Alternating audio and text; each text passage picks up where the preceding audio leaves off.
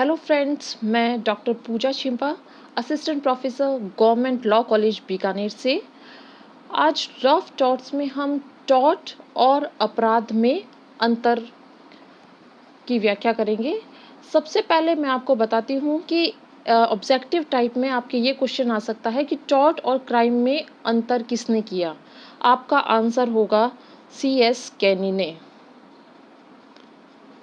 अब हम सबसे पहले देखते हैं कि टॉर्ट क्या है और क्राइम क्या है। टॉर्ट एक सिविल रॉन्ग है और क्राइम की डेफिनेशन आईपीसी की सेक्शन 40 में दे रखी है। विधि के अधीन दंडनीय कोई बात अपराध है। साथ ही आईपीसी में कई ऐसे कार्य और लोग दिए गए हैं कि इनको अलग अलग क्राइम के नाम से जाना जाएगा। और आपराधिक अभियोजन में कार्रवाई कैसे होगी, इसका वर्णन सीआरपीसी में दिया गया है। अब हम टॉर्ट और क्राइम में डिफरेंसेस में हम देखेंगे कि फर्स्ट नंबर आपका आधार क्या है। फर्स्ट नंबर आधार है रॉन्ग। रॉन्ग में हम देखते हैं सिविल रॉन्ग जो होगा वह आपका टॉर्ट होगा और क्रिमिनल रॉन्ग होगा वह क्राइम होगा। सेकंड नंबर आधार में देखते हैं कि कार्यवाही यानी कि क्या कार्यवाही की जाएगी। टॉर्ट में दीवानी वाद संस्थित किया जाएगा और क्राइम में आपराधिक अभियोजन किया जाएगा। मतलब टॉर्ट में सिविल सूट दायर किया जाता है और क्राइम में क्रिमिनल प्रोसिक्यूशन दायर किया जाता है। थर्ड नंबर हम देखेंगे कार्यवाही किसके द्वारा की जाएगी। टॉर्ट्स में कार्यवाही यानी कि सिविल सूट किसके द्वारा दायर किया जाएगा, क्षतिग्रस्त पक्षकार द्वारा दायर किया जाएगा। और क्राइम में जो क्रिमिनल प्रोसिक्यूशन है वह किसके द्वारा किया जाएगा, वह राज्य के द्वारा किया जाएगा। नेक्स्ट हम आधार देखते हैं कि अधिकारों का उल्लंघन। टॉर्ट्स में सर्वसाधारण के व्यक्तिगत विधिक अधिकारों का उल्लंघन होता है, व्यक्तिगत अधिकारों का उल्लंघन होगा। और क्राइम में जनता के अधिकारों का उल्लंघन होता है, क्योंकि यह अपराध संपूर्ण समाज के प्रति होता है। ठीक है। नेक्स्ट हम देखते हैं उपचार। टॉर्ट में उपचार क्षतिग्रस्त पक्षकार को क्षतिपूर्ति प्रदान करके किया जाता है और अपराध में हम देखते हैं अपराधी को दंड दिया जाता है। नेक्स्ट हम देखते हैं धनराशि किसको मिलती है। टॉर्ट्स में क्षतिपूर्ति से प्राप्त धनराशि क्षतिग्रस्त व्यक्ति को मिलती है, क्योंकि उसको टॉर्ट्स के द्वारा जो क्षति हुई है उसकी क्षतिपूर्ति न्यायालय करवाता है। और अपराध में वह धनराशि जो होती है वो किसको मिलती है, अपराध में अपराधी से प्राप्त अर्थदंड की राशि राजकोष में जमा होती है। यह एक बहुत इंपॉर्टेंट डिफरेंस है इनमें। अब अगला आधार है उद्देश्य। क्षतिग्रस्त व्यक्ति की क्षतिपूर्ति करना टॉर्ट्स का उद्देश्य है। टॉर्ट्स का उद्देश्य है क्षतिपूर्ति करना, यानी कि वापस उसी अवस्था में पहुंचाना। जबकि अपराध में क्या उद्देश्य है, अपराध में अपराध को रोकना और अपराधी को सुधारना, यह मुख्य उद्देश्य होता है। लास्ट हम आधार देखते हैं कि शमन। शमन यानी कि समझौते के द्वारा दायित्व से मुक्ति दिया जाना। टॉर्ट्स में क्षतिग्रस्त व्यक्ति द्वारा दायित्व मुक्ति दी जा सकती है, क्योंकि क्षतिग्रस्त व्यक्ति द्वारा ही सिविल सूट दायर किया जाता है, उसी को ही क्षतिपूर्ति मिलती है और उसी को ही शमन करने का अधिकार प्राप्त होता है। लेकिन क्राइम में केवल और केवल राज्य ही, क्योंकि उसके द्वारा ही क्रिमिनल प्रोसिक्यूशन किया जाता है, तो केवल राज्य ही आपराधिक दायित्व से मुक्ति दे सकता है। इस तरह से हमने देखे हैं कि अपराध और टॉर्ट्स में आपके क्या डिफरेंसेस हैं। ये 8 डिफरेंसेस बहुत इंपॉर्टेंट है, आप एग्जाम के पर्पस से ये अच्छे से तैयार कीजिए। अब हम नेक्स्ट देखते हैं टॉर्ट्स और ब्रीच ऑफ कॉन्ट्रैक्ट में क्या अंतर है? इसमें अंतर जानने से पहले हम देखते हैं कि इनमें समानताएं क्या हैं। टॉर्ट और ब्रीच ऑफ कॉन्ट्रैक्ट दोनों में ही कर्तव्य भंग होता है, सिविल रॉन्ग होता है और दोनों में ही वाद दायर किया जाता है और इसमें वादी प्लेंटिफ होता है।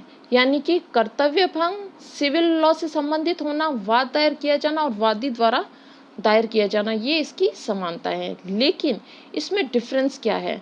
डिफरेंस ये है कि इसमें टॉर्ट में कोई कॉन्ट्रैक्ट नहीं होता है, जबकि ब्रीच ऑफ कॉन्ट्रैक्ट में सबसे पहले ही कॉन्ट्रैक्ट होता है, राइट? और उस कॉन्ट्रैक्ट के बेस पर आपसी सहमति से अधिकार तय होते हैं।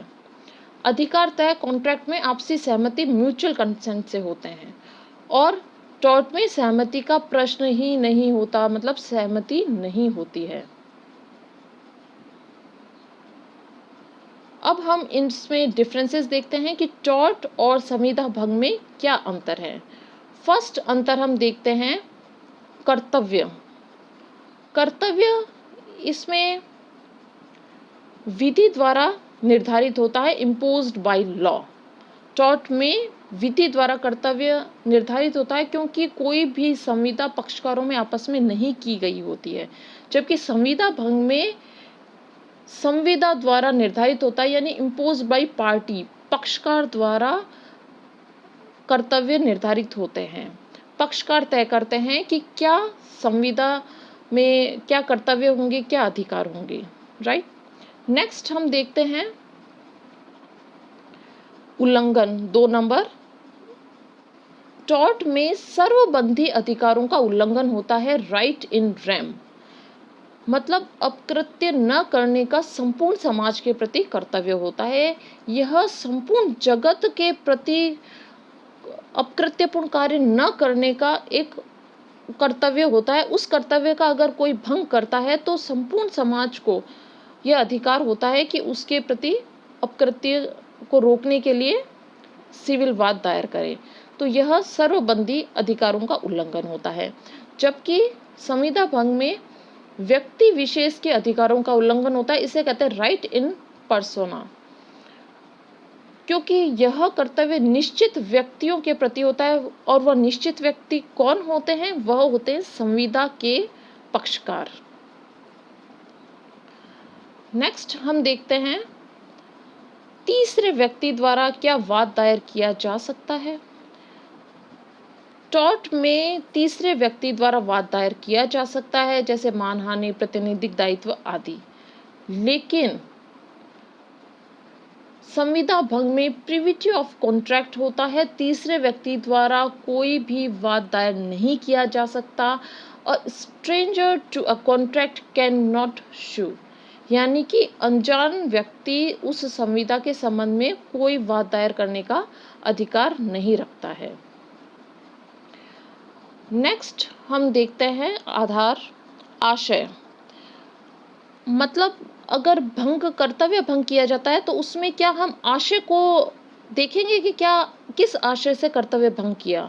तो टॉर्ट में कुछ अपवादों में हम देखेंगे कि आशय पर विचार किया जाता है, लेकिन संविदा भंग पे आशय पर विचार नहीं किया जाता, चाहे वो बोनाफाइड इंटेंशन से किया गया हो कि आगे कोई बड़ी दुर्घटना हो रही है और इस वजह से मैं संविदा का पालन न करूं, ऐसा करके वो भंग करता है, तो भी हम उसको संविदा भंग ही कहेंगे और भंग करते ही दायित्व उत्पन्न हो जाएगा।